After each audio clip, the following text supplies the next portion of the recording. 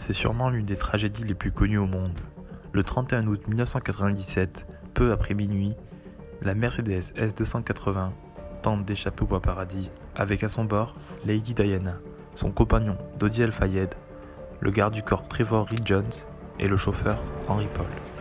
En état d'ébriété et roulant à très grande vitesse, entre 117 et 152 km/h selon l'enquête, la berline percute le 13e pilier du tunnel, proche du pont de l'Alma à Paris.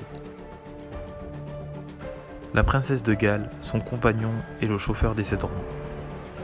Pour ne pas remettre en cause la sécurité de la Mercedes S280, réputée pour son arsenal sécuritaire, le rapport précise que les airbags ont bien fonctionné et que les occupants n'étaient pas attachés. Seul le garde du corps l'était, il est l'unique survivant. Novembre 63, le 35e président des États-Unis, John Fitzgerald Kennedy, entame une tournée électorale au Texas dans le cadre de sa réélection.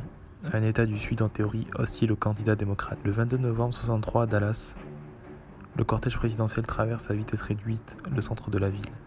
Lorsque la voiture présidentielle, décapotée, passe sur Dealey Plaza, JFK est mortellement blessé par des tirs d'armes à feu.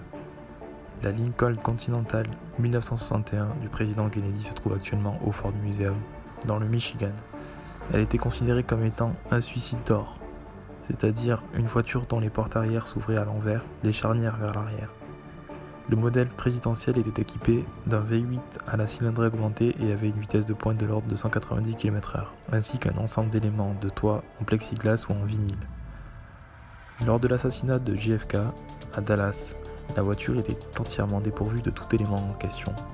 Les responsables de la sécurité du président, Kinney, Godfrey, Kellerman et Lawson, ont par la suite témoigné, notamment devant la seconde commission d'enquête parlementaire sur les assassinats politiques de Kennedy et de Martin Luther King. Ils avouent alors avoir demandé que l'on enlève le bubble top, la coque transparente de plexiglas par balle.